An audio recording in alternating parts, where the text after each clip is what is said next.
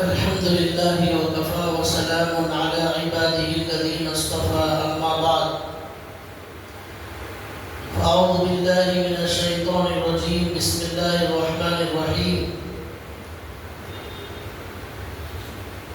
إنهم فتية آمنوا بربهم وزدناهم هدى وربطنا على قلوبهم إذ قاموا فقالوا ربنا رب السماوات والأرض لن ندعو من دونه إلها لقد قلنا إذا شططا رب اشرح لي صدري ويسر لي أمري واحلل عقدة من لساني يفقهوا قولي سبحانك لا علم لنا إلا ما علمتنا إنك أنت العليم الحكيم اللهم صل على محمد في أول كلامنا اللهم صل على محمد في أوسط كلامنا اللهم صل على محمد في آخر كلامنا صدق اللہ العظیم۔ محترم دینی بھائیوں، اللہ کے نبی صلی اللہ علیہ وسلم نے امت کو ہر آنے والے فتنے سے ڈرایا بھی ہے اور اس فتنے کا علاج بھی بتایا ہے، زہر بھی بتایا ہے اور زہر کا علاج بھی بتایا ہے۔ بیماری بھی اللہ کے نبی نے بتائی، بیماری سے شفا کیسے حاصل ہوتی ہے وہ بھی بتائی۔ اس امت کو اللہ کے نبی نے ہر پیغام پہنچایا، ان کے ایمان کو بچانے کی ہمارے نبی نے ہر بات بتائی۔ دجال کے بارے میں اللہ کے نبی صلی اللہ علیہ وسلم نے اس کی ساری علامتیں بتائی اور اس کی جھوٹی طاقتوں کے بارے میں اللہ کے نبی نے بتایا۔ اب سوال یہ پیدا ہوتا ہے کہ دنیا کے اس سب سے بڑے فتنے سے ہم کیسے بچیں، اور ہمارے نبی نے اس کے بارے میں کیا فرمایا، قرآن نے اس کے بارے میں کیا فرمایا، اس دجال کے فتنے سے حفاظت کیسے ہو سکتی ہے ہماری، اور ہمیں کیا کرنا چاہیے، یہ بھی اللہ کے نبی نے بتایا۔ اس سلسلے میں بہت ساری باتیں ہیں۔ مثال کے طور پر ہمارے ایمانوں کو مضبوط کرنا چاہیے، نیکیوں کی طرف زیادہ سے زیادہ آنا چاہیے، گناہوں کو مکمل طور پر چھوڑنا چاہیے۔ یہ سب بہت ساری باتیں قرآن حدیث میں آئی ہیں، لیکن 3 باتوں کی وضاحت آج میں آپ کے سامنے کروں گا جس کو اللہ کے نبی نے بہت ہی زیادہ خصوصیت کے ساتھ بیان فرمایا۔ اللہ کے نبی صلی اللہ علیہ وسلم نے ایک حدیث میں فرمایا، یہ حدیث مشکاۃ شریف میں موجود ہے، میری اس امت کے 70,000 لوگ دجال کے لشکر میں شامل ہو جائیں گے۔ پھر ایک حدیث میں نے گزشتہ جمعہ سنائی تھی، اللہ کے نبی نے کہا کہ عورتوں کی بڑی جماعت ان دجال کی جماعت میں شامل ہو جائے گی۔ یہ بھی فرمایا مدینے کے لوگ بھی جو منافق قسم کے ہیں وہ بھی دجال کی جماعت میں چلے جائیں گے۔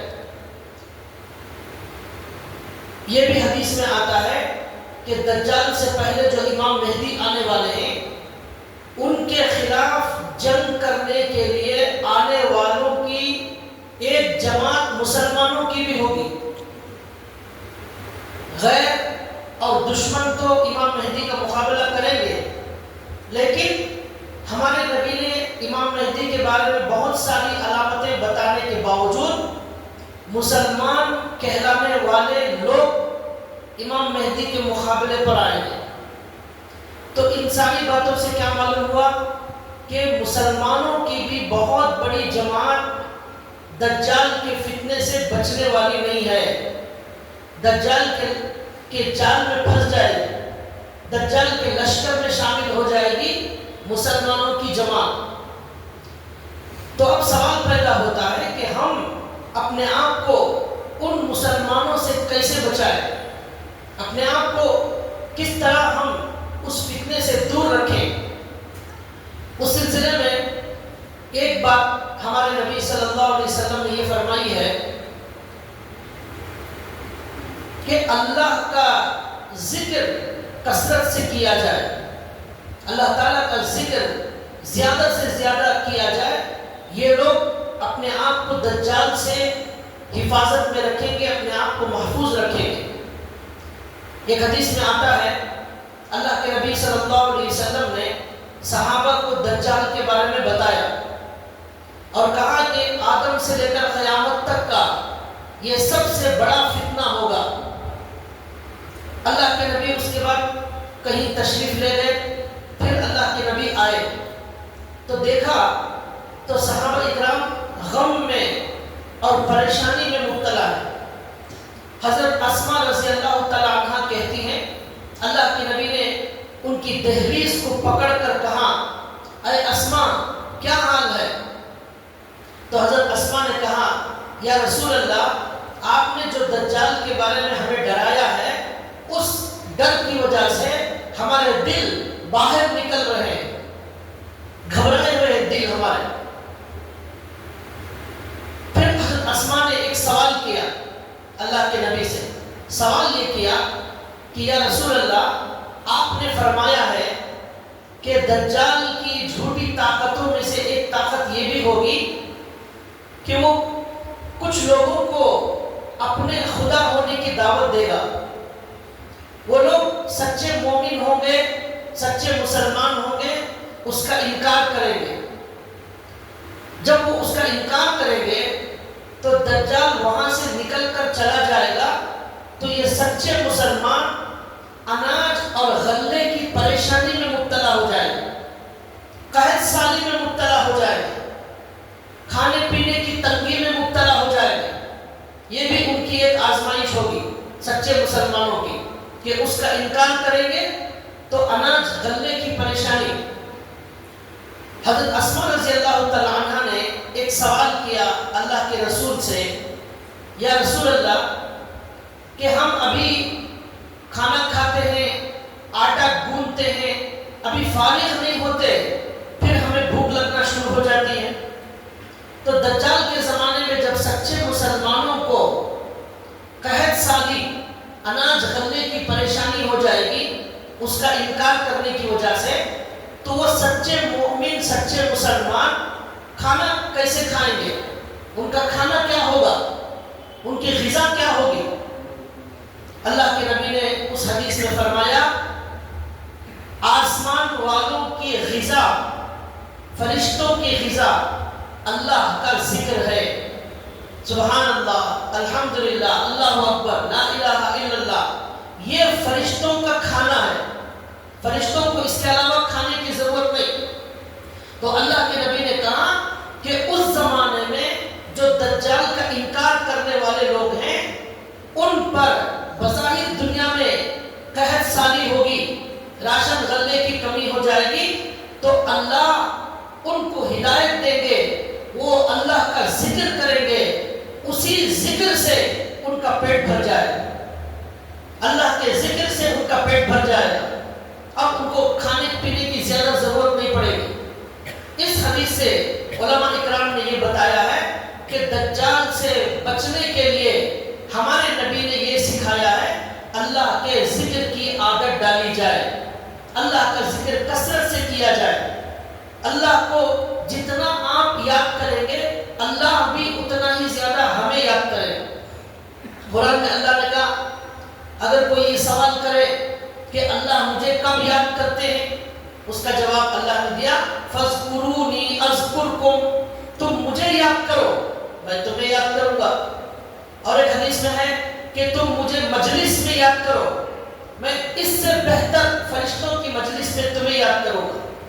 تم تنہائی میں مجھے یاد کرو، میں بھی تنہائی میں تمہیں یاد کروں گا۔ آپ جتنا اللہ کو یاد کریں گے اللہ بھی ہمیں اتنا یاد کرے گا۔ جب اللہ کا ذکر ہم زیادہ سے زیادہ کریں گے اللہ بھی ہمیں زیادہ سے زیادہ یاد کریں گے، تو اللہ ہی ہمیں ہر فتنے سے بچائے گا۔ جب کوئی اللہ کو یاد ہی نہیں کرتا تو پھر وہ اس فتنوں سے کیسے بچے گا؟ ہر حال میں اللہ کا ذکر کثرت سے کرنا یہ فتنوں سے بچنے کا ذریعہ ہے. یہ ایک بات اللہ کے نبی نے فرمائی. دوسری بات اللہ کے نبی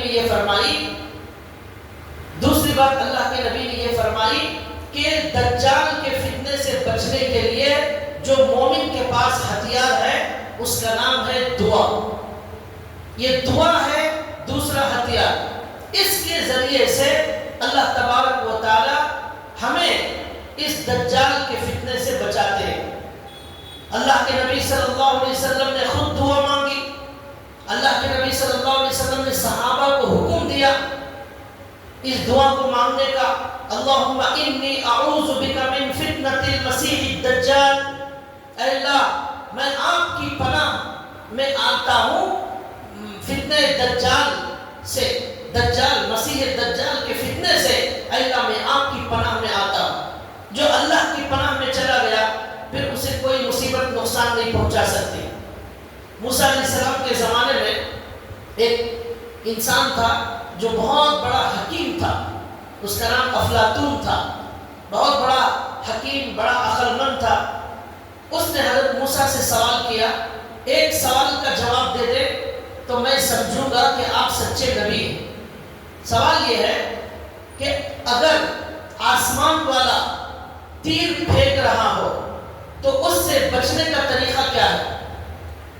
آسمان والا خود تیر پھینک رہا ہے, اس سے بچنے کا طریقہ کیا ہے؟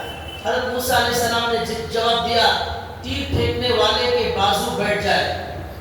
تو تیر سامنے پھینک رہا ہے تو وہ سامنے تیر جائے گا, اس کے بازو بیٹھ جائیں گے تو تیر ہمیں نہیں لگے گا. یہ جواب سن کر افلاطون نے کہا بالکل صحیح جواب دیا ہے, یہ جواب نبی ہی دے سکتا ہے, لیکن پھر بھی میں ایمان نہیں لاؤں گا اس لیے کہ میں بہت بڑا عقل مند اور حکیم ہوں. تو اس میں کیا بتایا جا رہا ہے کہ آپ دعا کے ذریعے اور ذکر کے ذریعے اللہ کے قریب ہو جاتے ہیں. جو جتنا زیادہ اللہ کو یاد کرتا ہے, دعا کرتا ہے, وہ اللہ کے اتنے قریب ہو جاتا ہے. تو جب وہ اللہ کے قریب ہو کر اتنا قریب ہو جائے کہ وہ تیر جو اللہ پھینک رہے ہیں, جو مصیبتیں وہ نیچے آ رہی ہیں, ہم تو اللہ کے قریب جا چکے ہیں, یہاں نہیں ہے, دور والوں کو تیر لگے گی, اللہ کے قریب والوں کو تیر نہیں لگے گی. تو اس لیے ہمارے نبی نے دوسرا ہتھیار بتایا کہ دعا کا اہتمام کیا جائے. ہم میں سے بہت سارے لوگ ہیں جو دعا میں کبھی بھی دجال کے فتنے سے بچنے کی دعا نہیں کرتے. ہمارے دکان کے لیے دعا, شادی بیاہ کے لیے دعا, اور اچھی روزی کے لیے دعا, گھر کے لیے دعا بہت ہوتی ہے, لیکن دجال سے بچنے کے لیے ہمارے نبی خود دعا کرتے تھے. ہمارے صحابہ کو ہمارے نبی نے حکم دیا. تو اس لیے ہمارے نبی نے سکھایا ہر دعا کے اندر دجال اور دجال کا لشکر اب دنیا میں موجود ہے. یہودی ان کا مشن, ان کا مقصد دنیا میں بے حیائی پھیلانا, گناہوں کو عام کرنا, ہر جگہ مسلمان کے ایمان پر ڈاکہ ڈالنا. وہ مسلمان بچنا چاہیں تب بھی وہ گناہ سے بچ نہ سکے. اس طرح بے حیائی کو دنیا میں پھیلایا جا رہا ہے. تو اس دجال کے لشکر سے بچنے کے لیے اللہ کا ذکر کثرت سے کیا جائے, اور دوسری چیز دعا کا اہتمام کیا جائے. دعا مومن کا ہتھیار ہے. آپ کو دنیا میں کوئی بھی مصیبت آ جائے, اللہ نے قل اعوذ برب الفلق, قل اعوذ برب الناس کے اندر بتایا کہ شر سے اللہ کی پناہ مانگو, جادو سے اللہ کی پناہ مانگو, حسد کرنے والوں سے اللہ کی پناہ مانگو, رات کے شر سے اللہ کی پناہ مانگو, شیطان کے شر سے اللہ کی پناہ مانگو, وسوسے دل میں آتے ہیں گندے گندے, اللہ کی پناہ میں آ جاؤ. تو یہ اللہ کی پناہ میں جب آ جائیں گے ہر مصیبت سے بچ جائے. یہ اہتمام دعا کا کرنا چاہیے, یہ ہمارے نبی نے سکھایا. اب تیسری بات ہمارے نبی نے یہ سکھائی ہے کہ دجال سے فتنے سے بچنے کے لیے اللہ کے نبی نے فرمایا سورہ کہف جو موجود ہے 15ویں پارے کے آدھے کے بعد وہ سورہ شروع ہوتا ہے اور 16ویں پارے میں شروع میں ختم ہوتا ہے. اللہ کے نبی نے فرمایا جو آدمی سورہ کہف کو جمعہ کے دن پڑھنے کا اہتمام کرے گا وہ دجال کے فتنے سے بچا لیا جائے گا. لیکن ہمارے پاس اس پڑھنے کے لیے وقت ہی نہیں ہے. اب کوئی کہے کہ مجھے جنت میں جانے کے لیے وقت نہیں ہے تو کون کیا کر سکتے ہیں؟ کوئی کہے دجال کے فتنے سے بچنے کے لیے وقت نہیں ہے تو اسے کوئی بچا نہیں سکتا. ہمارے نبی نے دوا دی ہے، اب وہ دوا کھانے ہمارے پاس وقت نہیں ہے تو پھر اس بیماری سے ہم مریں گے، وہ بیماری سے ہمیں نقصان ہوگا. ہمارا قصور ہے. ڈاکٹر دوا دیتا ہے، مریض کہنے لگے میرے پاس دوا کھانے وقت نہیں ہے، میں مصروف ہوں، تو پھر ڈاکٹر کہے گا پھر آپ مرنے کے لیے تیار رہیے، آپ کو کوئی طاقت نہیں بچا سکتی. اسی طرح ہمارے نبی نے دوا دی ہے دجال کے فتنے سے بچنے کی دوا. اس کے اندر اللہ کے نبی نے کہا تمہارے لیے شفا ہے، تمہارے لیے تم اللہ کی حفاظت میں آ جاؤ گے، اللہ تعالیٰ تمہیں بچائیں گے اور ایسی زبردست طاقت کا مقابلہ کرنے کی طاقت یہ سورہ کہف کی وجہ سے تمہارے اندر پیدا ہوگی. اللہ کے نبی نے حدیث میں فرمایا کہ جو آدمی جمعہ کے دن سورہ کہف پڑھے گا وہ دجال کے فتنے سے بچا لیا جائے. اور ایک حدیث میں اللہ کے نبی نے فرمایا جو آدمی سورہ کہف کی شروع کی 10 آیتیں پڑھے گا وہ دجال کے فتنوں سے بچا لیا جائے گا. اور ایک حدیث میں سورہ کہف کے آخری کی 10 آیتیں جو پڑھے گا کہا کہ وہ دجال کے فتنے سے بچا لیا جائے. اور ایک حدیث میں مطلق 10 آیتیں کہیں سے بھی پڑھو، شروع سے یا آخر سے کہیں سے بھی پڑھو 10 آیتیں. لیکن اور ایک حدیث میں آیا پوری سورت کا ذکر ہمارے نبی نے فرمایا. اس لیے بہتر یہی ہے کہ پوری سورت کی تلاوت کی جائے اور جمعہ کے دن ہم اسے اپنے اوپر لازم اور فرض کر لیں. اور یاد رکھیے زندگی میں کچھ معاملات کے لیے آپ کو وقت نکالنا ضروری اور فرض ہے. سورہ یاسین صبح میں اس کی تلاوت لازم اور ضروری پکڑ لی جائے. سورہ یاسین جو پڑھتا ہے شام تک اس کے کام بنا دیے جاتے ہیں. 10 قرآن پڑھنے کے برابر ثواب ملتا ہے. پاؤ پارے کے برابر ہے سورہ یاسین. اور 15-20 منٹ لگتے ہیں زیادہ سے زیادہ، حافظ ہے تو 10 منٹ لگتے ہیں. یہ 15 منٹ 10 قرآن پڑھنے کے برابر ثواب اور نیکیاں. کل قیامت کے دن ایک نیکی کے لیے بھیک مانگیں گے، نہ ماں دے گی، نہ باپ دے گا، نہ بھائی دے گا. ایک نیکی کم پڑنے کی وجہ سے بھی لوگ جہنم میں جا رہے ہوں گے.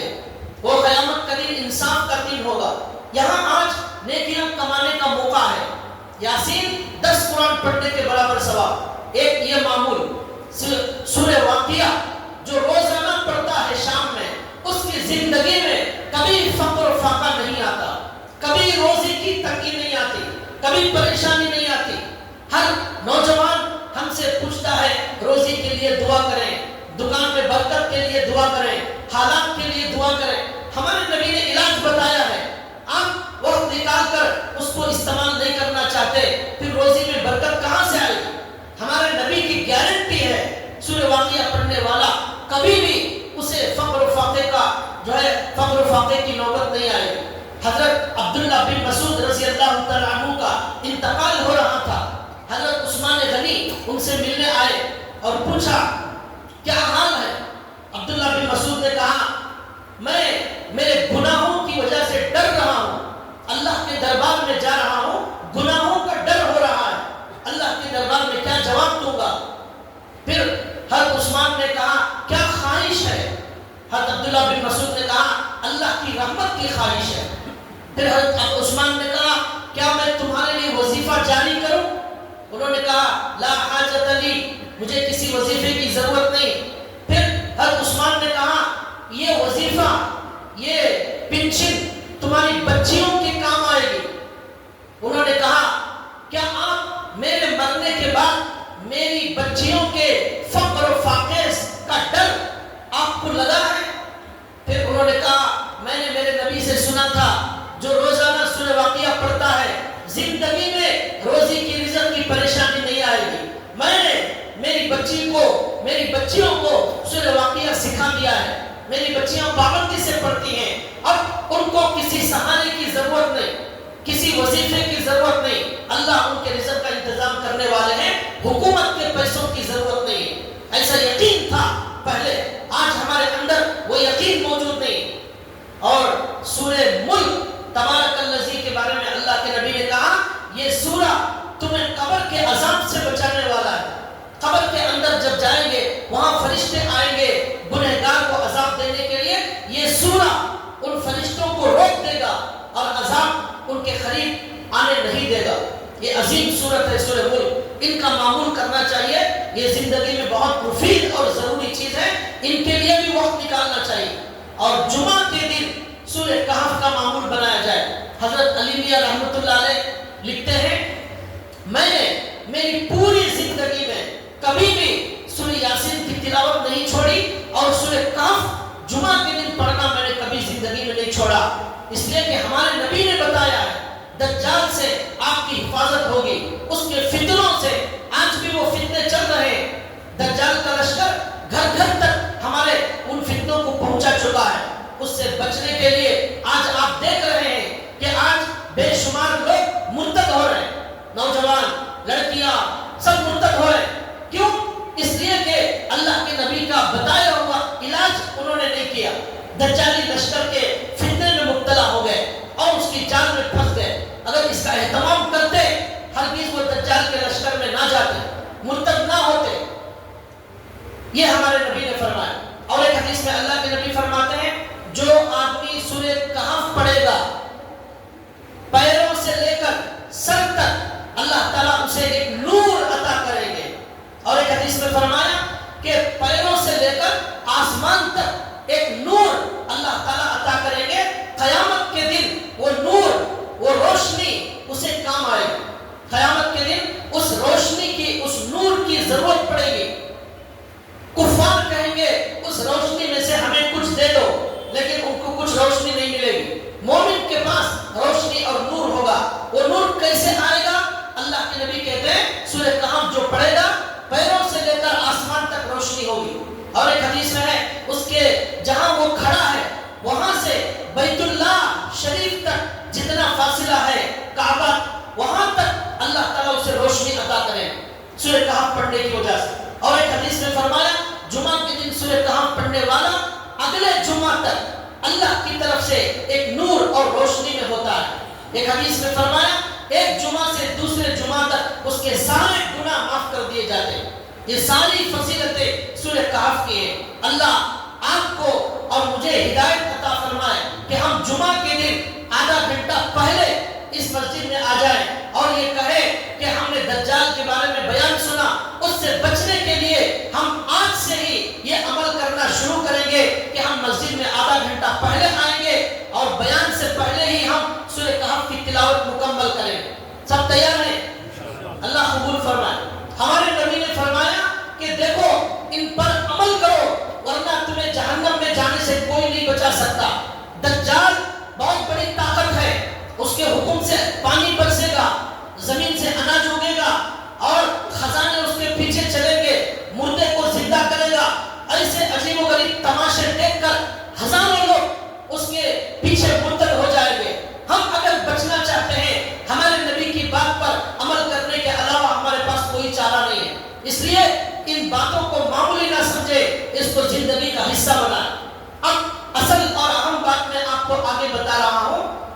میرے دل میں سوال پیدا ہوا کہ ہمارے نبی نے یہ جو کہا ہے کہ دجال کے فتنے سے بچنے کے لیے سورہ کہف کی تلاوت ضروری ہے، سورہ کہف کی تلاوت سے دجال کے فتنے سے اللہ بچائیں گے، تو سوال پیدا ہوا کہ ان دونوں کا کیا کنیکشن ہے؟ سورہ کہف کا دجال کے فتنے سے کیا کنیکشن ہے؟ کیا ربط ہے؟ کیا جوڑ ہے؟ کیوں اس کے اندر وہ خاصیت ہے وہ سورت کے اندر؟ اور بھی بہت صورتیں قرآن کریم کے اندر موجود ہیں، لیکن اس سورت کے بارے میں ہمارے نبی نے فرمایا کہ دجال سے یہ بچنے کا ذریعہ ہے۔ کیا خاص بات ہے؟ میں کتابوں کو تلاش کر رہا تھا، پڑھ رہا تھا کہ مجھے کوئی اس کا جواب مل جائے، تو مجھے ایک کتاب ملی حضرت علی میاں ندوی رحمۃ اللہ علیہ کی کتاب۔ اس کے اندر انہوں نے اسی موضوع پر بحث کی ہے اور یہی بات انہوں نے حضرت نے سمجھائی ہے کہ دجال کے فتنے سے بچنے کے لیے ہمارے نبی نے سورہ کہف پڑھنے کا حکم کیوں دیا، ان دونوں کا ربط کیا ہے؟ اب مجھے آگے آپ کو وہی بتانا ہے۔ حضرت علی میاں رحمۃ اللہ علیہ لکھتے ہیں کہ میں سوچنے لگا کہ بہت ساری صورتیں، چھوٹی صورتیں بھی ہیں، بڑی صورتیں بھی ہیں، لیکن ان کو چھوڑ کر ہمارے نبی نے یہ کیوں فرمایا کہ اس کے اندر دجال سے بچانے کی طاقت اس صورت کے اندر موجود ہے؟ وہ کیا راز ہے؟ اس راز تک میں پہنچنا چاہتا تھا۔ حضرت علی میاں نے کہا میں نے بہت غور کیا، بہت مطالعہ کیا، اس کے بعد اللہ نے میرے دل میں وہ راز کھول دیا۔ پھر حضرت نے پوری کتاب 130 صفحات کی وہ اسی موضوع پر حضرت نے لکھی ہے۔ مادیت و ایمان اس کتاب کا نام ہے غالباً۔ حضرت اس کے اندر لکھتے ہیں کہ میں جب پڑھتا گیا، ان آیتوں میں غور کرتا گیا، تو مجھے اللہ وہ بات مجھے سمجھاتے گئے۔ وہ بات میں آپ کو بتا رہا ہوں۔ اللہ تعالیٰ نے اس سورت کے اندر کچھ نوجوانوں کا ایک قصہ بتایا ہے۔ ان نوجوانوں کا قصہ اللہ تعالیٰ نے وہاں پر بتایا ہے۔ اور یہ سورت کب نازل ہوئی، اس کا شان نزول لکھا ہے کتابوں میں۔ قریش، مکے کے جو قریش تھے، مکے کے جو کفار تھے، جو اللہ کے نبی کے دشمن تھے، وہ یہودیوں کے پاس گئے اور جا کر ان یہودیوں سے کہا کہ ہم اس اسلام کو روکنا چاہتے ہیں، محمد صلی اللہ علیہ وسلم کے دین کو ختم کرنا چاہتے ہیں، لیکن ہزار کوششوں کے باوجود یہ اسلام پھیلتا جا رہا ہے۔ اس لیے آپ یہودیوں، آپ کی کتاب سے کچھ ایسے سوالات بتاؤ، اس کا جواب ہم نبی سے کریں گے۔ اس کا جواب اگر ان کے پاس نہیں ہوگا تو پھر ہم ان کو اسی کے بہانے سے ان کے دین کو بدنام کریں گے اور وہ لاجواب ہو جائیں گے، اور اس طرح ہم ان پر، ان کے اسلام پر ایک حملہ کرنا چاہتے ہیں۔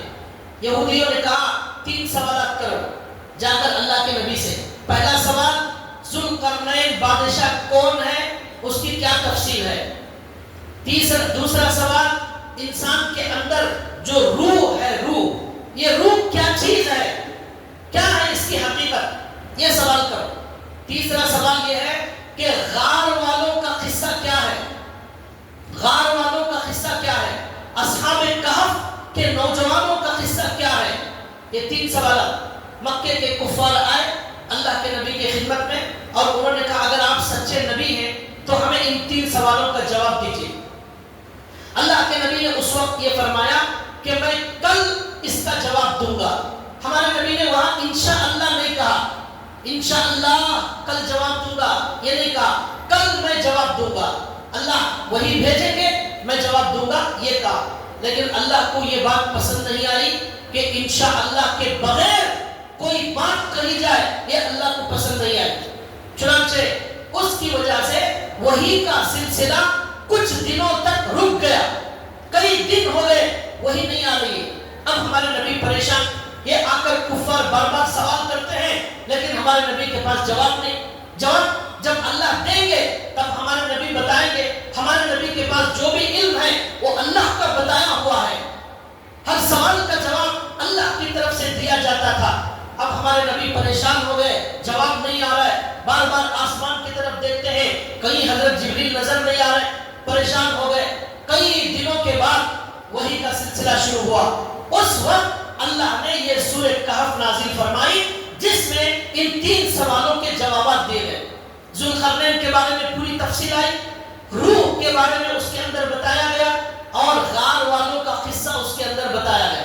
اور اللہ نے یہ بھی کہا وَلَا تَقُولَنَّ لِشَيْءٍ إِنِّي فَاعِلٌ ذَلِكَ غَدًا إِلَّا أَن يَشَاءَ اللَّهُ۔ اے نبی ہرگز یہ مت کہو کہ میں کل اس کا جواب دوں گا، بلکہ یہ کہو انشاءاللہ میں کل جواب دوں گا۔ یہ بھی اس کے اندر کہا۔ اب ذوالقرنین کا کیا قصہ ہے، روح کے بارے میں کیا ہے، وہ اب اس وقت ہم نہیں بتائیں گے۔ اب ہمارا جو موضوع ہے اصحاب کہف کا قصہ، اللہ نے قرآن کریم میں بڑی تفصیل کے ساتھ اس کا ذکر کیا۔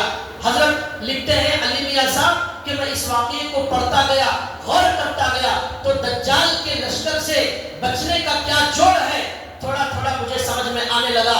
حضرت کہتے ہیں کہ یہ سورت اس وقت نازل ہوئی جب مکے کے کفار مسلمانوں کو بہت زیادہ تکلیف دے رہے تھے۔ حضرت بلال کو چٹان پر गरमाया और तड़पाया जा रहा था। हजरत खुबैब, हजरत अम्मार, हजरत सुमैया और बेशुमार सहाबा इकराम को मारा जा रहा था और किसी को, हजरत सुमैया को शहीद कर दिया गया। इस तरह बेशुमार तकलीफों से गुजारा जा रहा था। शाम अबी तालिब के अंदर 3 साल के लिए मुसलमानों को कैद कर दिया गया, बैकात कर दिया गया और हमारे नबी और सहाबा उस वक्त बड़े मुश्किल हालात में गुजरे, पत्ते चबाकर अपने पेट भरने पर मजबूर हो गए। बच्चे दूध और पानी के लिए तरसने लगे। इस तरह हमारे नबी और सहाबा को मक्के के लोगों ने तकलीफ दी। उस मौके पर अल्लाह ने ये सूरत नाजिल फरमाई, अस्हाबे कहफ का किस्सा अल्लाह ने बताकर सहाबा को तसल्ली दी और कहा कि देखो, ईमान के लिए दुनिया में कुर्बानी देना पड़ता है। ईमान को बचाने के लिए, ईमान पर साबित कदम रहने वालों पर दुनिया में आजमाइशें आती हैं, तकलीफें आती हैं, उस पर सब्र करना पड़ेगा। कभी हालात आते हैं गैरों की तरफ से, कभी अपनों की तरफ से, कभी रोजी रिज़्क़ का मसला होता है। हर मसले में हमें साबित कदम रहना है, सब्र करना है, ज़बान से कोई जुमला नहीं निकालना है, ये कहना है इन्ना लिल्लाहि व इन्ना इलैहि राजिऊन। हम अल्लाह ही के हैं, अल्लाह ही की तरफ हम जाने वाले हैं। अल्लाह हमारा मालिक है, वो जिस हाल में रखेगा हम उस हाल में खुश हैं, ये कहना पड़ेगा। तब जाकर ईमान ये जन्नत में ले जाने का जैसी ताकत उस ईमान के अंदर आती है। सहाबा से अल्लाह ने यह किस्सा बयान करके बताया, सुनो मैं आपको एक नौजवानों का किस्सा बताता हूँ, उसके जरिए तुम्हारा ईमान मजबूत होगा। सहाबा को अल्लाह के नबी ने यह किस्सा बताया, पूरी उम्मत को बताया और अल्लाह ने बताया दज्जाल से मुकाबला करने की ताकत तुम्हारे अंदर कब पैदा होगी? जब तुम्हारा ईमान सहाबा के जैसा मजबूत होगा, जब तुम्हारा ईमान गार वाले नौजवानों का जो ईमान था वैसा ईमान तुम्हारे अंदर पैदा होगा, तब तुम दज्जाल का मुकाबला कर सकते हो। यह है राज। दज्जाल का मुकाबला कौन करेंगे? आला दर्जे के ईमान वाले, बहुत मजबूत ईमान वाले, पहाड़ की तरह उनका ईमान होगा। वो बुज़दिल नहीं होंगे, वो डरने वाले नहीं होंगे, वो कुफ्फार की धमकियों से डरने वाले नहीं होंगे। ये कुफ्फार की धमकियां आदम अलैहिस्सलाम से चल रही हैं, उनकी साजिशें आदम अलैहिस्सलाम के ज़माने से चल रही हैं, लेकिन मुसलमान उनके दबाव में आने वाला नहीं है।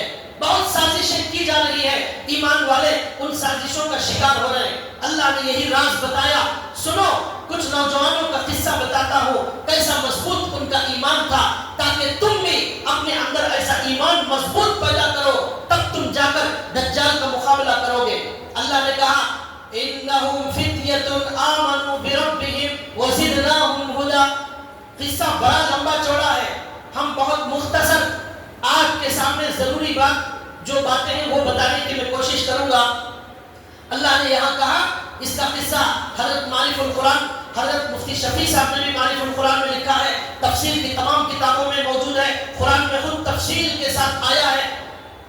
अल्लाह ने कहा एक इलाका था, वो इलाका कहाँ था, क्या था, इसके बारे में कुरान में कोई बात मौजूद नहीं है। वो जो भी था, जहाँ भी था इलाका, उस इलाके के अंदर क्या हुआ, जो बादशाह था वो लोगों को जबरदस्ती बुत परस्ती की दावत देता था, शिर्क की दावत देता था, शिर्क पर लोगों को मजबूर करता था।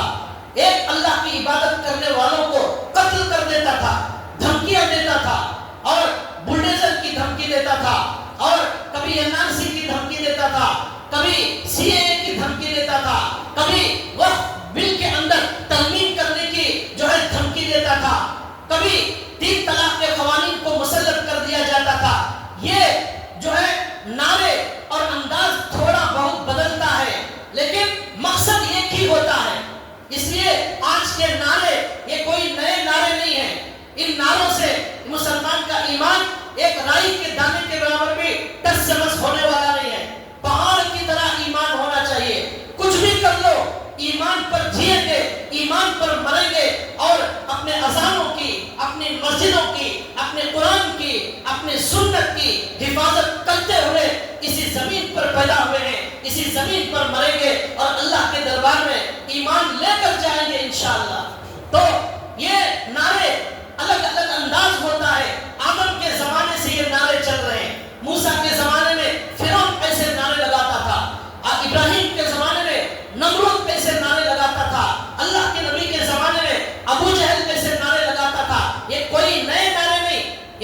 کا نعرہ آج کا نہیں ہے. اللہ نے 13ویں پارے میں کہا وقال الذين كفروا لرسلهم لنخرجنكم من ارضنا او لتعودن في ملتنا. کافروں نے کہا رسولوں سے کہ اگر آپ لوگ کفر قبول نہیں کریں گے, ہمارے مذہب میں واپس نہیں آئیں گے, اے مسلمانوں تمہیں ملک سے نکال دیا جائے گا. یہ دھمکی کافروں کی 13ویں پارے میں 1450 سال پہلے موجود ہے. اللہ نے وہاں جواب دیا لنہلکن الظالمین, ہم ظالموں کو ضرور ہلاک کریں گے, ضرور ہلاک کریں گے. ابو جہل اور ہمارے نبی کی جنگ میں ابو جہل مر گیا, اس کا کوئی نام و نشان نہیں ہے. بڑا تکبر, بڑا گھمنڈ میں مبتلا تھا, مٹا دینا چاہتا تھا نبی کو اور نبی کے لشکر کو, لیکن خود مٹ گیا. ابو لہب مٹ گیا, نمرود مٹ گیا, فرعون 16 لاکھ لشکر کا بہت بڑا بادشاہ تھا, خدا سمجھتا تھا. تنہ تنہا موسیٰ اس کی اپنے ایمان سے اللہ کے نبی موسیٰ علیہ السلام نے ایمان کی طاقت سے فرعون کا مقابلہ کیا. اللہ نے اپنا وعدہ سچ کر دکھایا, ہلاک کر دیا فرعون کو, غرق پانی میں ڈبو دیا. آج اس کی لاش میوزیم میں رکھی ہوئی ہے, عبرت کے لیے اللہ نے تماشا بنا دیا. قرآن میں اللہ نے کہا فَالْيَوْمَ نُنَجِّيكَ بِبَدَنِكَ لِتَكُونَ لِمَنْ خَلْفَكَ آیَةً, ہم تیری لاش کو قیامت تک محفوظ رکھیں گے.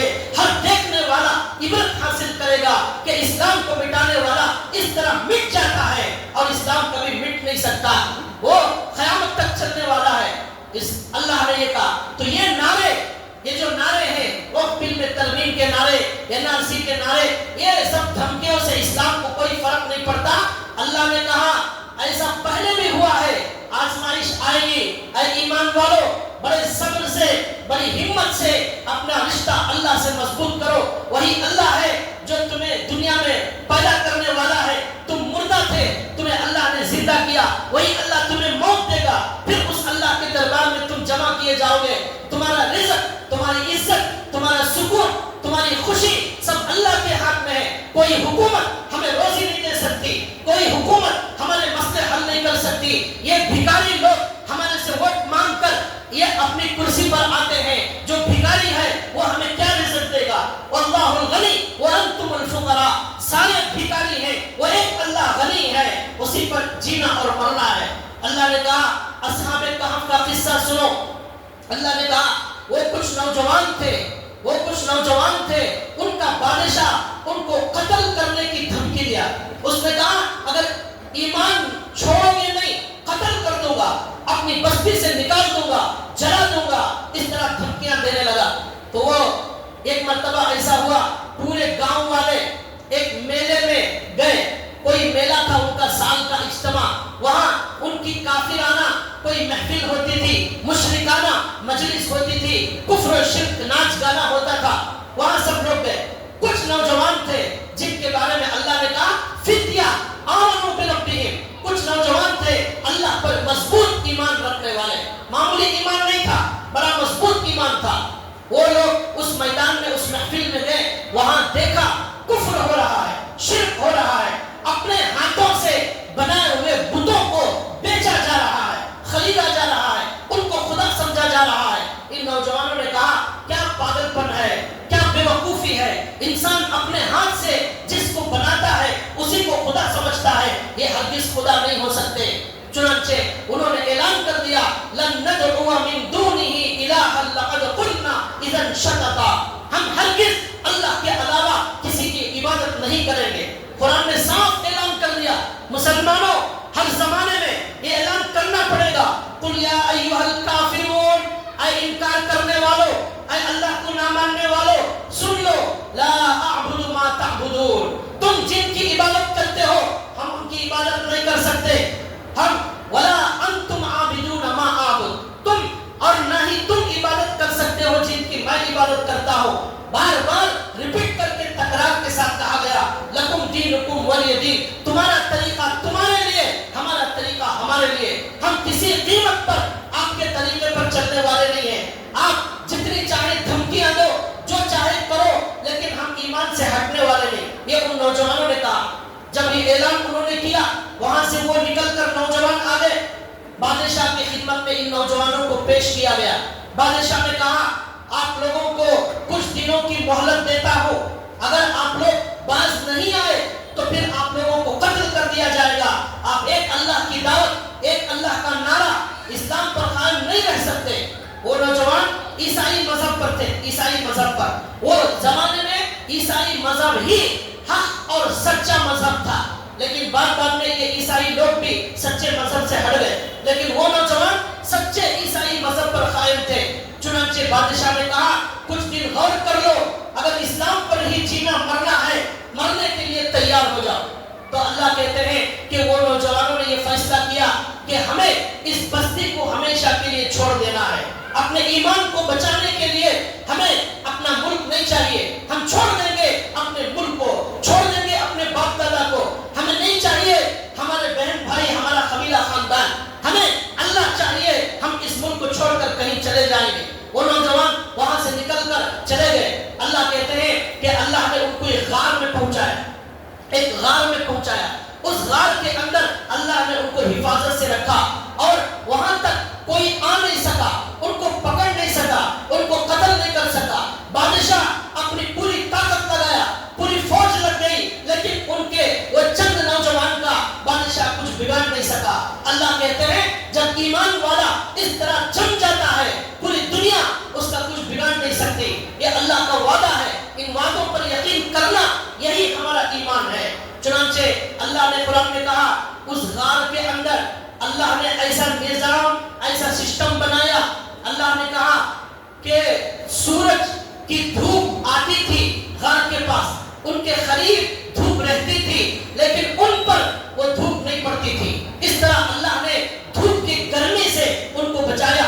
ये अल्लाह की कुदरत और उनकी करामत थी। फिर अल्लाह ने कहा कि और अल्लाह की कुदरत वहां ये आई, वतहसबुहुम अयकाज़न वहुम रुकूद। अल्लाह कहते हैं देखने वाले ये समझते थे वो नौजवान जाग रहे हैं, हालांकि वो सो रहे हैं। देखने वाला समझता था वो जाग रहे हैं। मिसाल के तौर पर आंखें उनकी खुली हुई है, आंखें खुली लेकिन फिर भी सो रहे हैं। और अल्लाह ने कहा कि लोग समझते थे जाग रहे हैं, लेकिन वो सो रहे थे। सोने वाला जब सोता है उसकी सांस का आने जाने का अंदाज बदल जाता है, लेकिन उनकी सांस में कोई तब्दीली नहीं आई। बदन सोने वाले का ढीला पड़ जाता है, उनके बदन में भी ऐसा कोई ढीलापन नहीं आया। जागने वाले की तरह फिट बराबर जो है वो मौजूद थे, ताकि कोई दुश्मन उनको देखे तो सोने वाला समझकर उनको कत्ल ना करे, जागने वाला समझकर उनसे दूर रहे। फिर अल्लाह ने और एक इंतजाम ये किया, जो करवट पर सोए थे वो अगर एक ही करवट पर सो जाते, जमीन उनके एक हिस्से को खा जाती। इसलिए अल्लाह नींद में उनको उलट पलट करते रहते। वनुकल्लिबुहुम ज़ातल यमीन व ज़ातल शिमाल। एक तरफ कभी इधर अल्लाह उनको पलटाते, कभी इधर उनको पलटाते, ताकि जमीन उनको ना खा जाए। फिर अल्लाह ने कहा वकल्बुहुम बासितुन ज़िराअैहि बिलवसीत। एक कुत्ता था उनके पास, वो कुत्ता उनके गार के मुंह पर बैठकर निगरानी करता था, ताकि कोई दुश्मन आकर इनको कोई नुकसान ना पहुंचाए। अल्लाह ने ये भी इंतजाम किया। और अल्लाह ने कहा लव इत्तलअता अलैहिम लवल्लैता मिनहुम फिरारा। उसके बाद वाला मुली अल्लाह ने कहा कि ऐसा रोक अता किया गया कि अगर कोई झांक कर देखता डर कर भाग जाता। ऐसा रोक, ऐसा डर देखने वालों के दिलों में अल्लाह डाल देते थे, वहशत होती थी और कोई उनके करीब आने की हिम्मत नहीं करता था। ऐसा अल्लाह ने उन ईमान वालों को बचाया। ऐसी अजीब व गरीब कुदरत अल्लाह की वहां जाहिर हुई। उसके बाद अल्लाह कहते हैं कि अब हमने उन नौजवानों को नींद में सुला दिया। और जब ये नौजवान नींद से उठे तो अल्लाह कहते हैं 300 साल के बाद अल्लाह ने उनको उठाया। बाज़ लोग कहते हैं 309 साल तक अल्लाह ने उनको नींद में सुला दिया। अब उनको मालूम ही नहीं है कि वो 3 साल सो गए। अब उठकर वो पूछते हैं कि हम कितने घंटे सोए। किसी ने कहा आधा दिन सोए होंगे या एक दिन सोए होंगे, तो ये उन्होंने कहा। फिर उनमें से एक आदमी ने कहा कि लग रहा है कि हम कुछ ज्यादा ही सो गए। तो उनमें से एक आदमी ने कहा कि जाओ बाजार से अच्छा खाना खरीद कर लाओ, हलाल खाना खरीद कर लाओ, हराम खाना मत खरीद कर लाओ। और उसने कहा देखकर जरा डर कर बच कर जाना, कहीं कोई बादशाह की लश्कर पकड़ लेगा, वो लोग हमें कत्ल कर देंगे, पत्थरों से मारकर हलाक करेंगे, और नहीं तो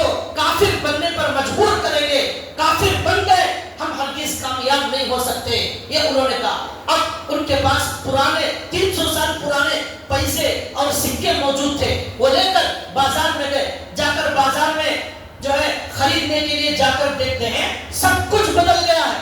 دیکھتے ہیں کہ کچھ بھی اپنی جگہ موجود نہیں ہے. ارے یہاں بریانی کی ہوٹل تھی, کہاں چلی گئی؟ ارے یہاں اڈلیوں کی ہوٹل نظر آ رہی تھی, وہ بھی غائب ہو گئی ہے. یہاں اور کپڑوں کا دکان تھا ہمارے زمانے میں, اب وہ بھی نہیں. 300 سال کے بعد کیا باقی رہے گا؟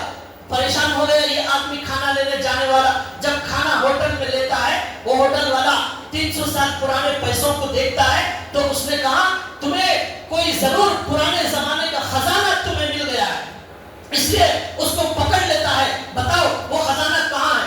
اس نے کہا کوئی خزانہ ہمارے پاس موجود نہیں. پھر آزو بازو دکان والے سب آ گئے اور آ کر ان سے پوچھ تاچھ کرنے لگے, زبردستی کرنے لگے. پھر بادشاہ کے پاس لے کر گئے تو اب جو بادشاہ اب موجود تھا 300 سال کے بعد, وہ صحیح عیسائی مذہب پر قائم رہنے والا تھا.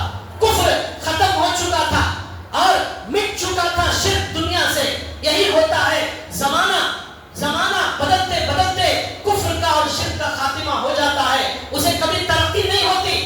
وہ شرک دنیا میں مٹنے کے لیے آیا ہے, ایمان دنیا میں باقی رہنے کے لیے آیا ہے. اللہ نے کہا ایسا مضبوط ایمان پیدا کرو جس طرح اللہ نے غار والوں کی حفاظت کی ویسے میں تمہاری حفاظت کروں گا. دیکھو قرآن پڑھتے جاؤ, پوری تاریخ گواہ ہے. سارے کفر اور شرک والے جو دنیا میں ایمان کو مٹانے آئے تھے وہ سب مٹ گئے, لیکن ایمان باقی تھا. اللہ نے کہا اب وہ بادشاہ کے پاس لے گئے. بادشاہ جو ہے ان کو معلوم کیا, انہوں نے کہا کہ ہمارے ساتھ تو ایسا واقعہ پیش آیا. پورے علاقے میں مشہور تھا کہ کچھ نوجوان غائب ہو گئے, کچھ نوجوان غائب ہو گئے. اب بادشاہ کو معلوم ہوا شاید یہ وہی نوجوان.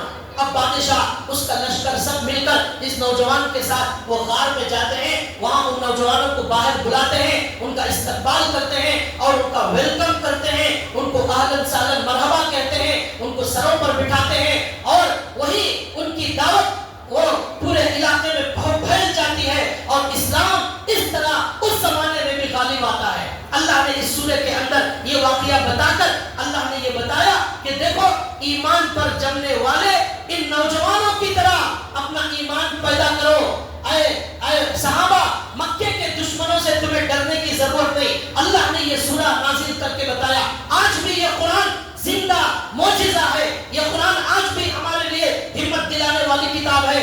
یہ نہیں اور زیادہ خطرناک فتنے آ جائیں, آپ دجال کا بھی مقابلہ اس قرآن کے ذریعے کر سکتے ہیں. کرنا کیا ہے؟ اپنے ایمانوں کو مضبوط کرنا ہے. اللہ ہمیں ہمارے ایمانوں کو مضبوط کرنے کی توفیق عطا فرمائے. آخر میں اعلان کیا جا رہا ہے کہ ہمارے ملک کے اندر جو حکومت ہے انہوں نے ہماری جو مسلمانوں کی پراپرٹی ہے جن کو وقف کہا جاتا ہے, جن کو مسلمان اللہ کے لیے وقف کرتے ہیں, مسجدوں کو, مدارس کو, غریبوں کے لیے پراپرٹیاں وقف کرتے ہیں, یہ سلسلہ زمانے سے چلا آ رہا ہے. ہندوستان میں بہت ساری مساجد, مدارس اور بہت سارے غریبوں کے لیے خدمت کے لیے جو پراپرٹیاں وقف کی گئی ہیں ان پر اب حکومت کی جو ہے غلط نگاہ اور بری نگاہ پڑ رہی ہے اور حکومت اسے قبضہ کرنا چاہتی ہے. اور صحیح بات یہ ہے کہ ہمارے اپنے لوگوں نے اس کا غلط استعمال کیا.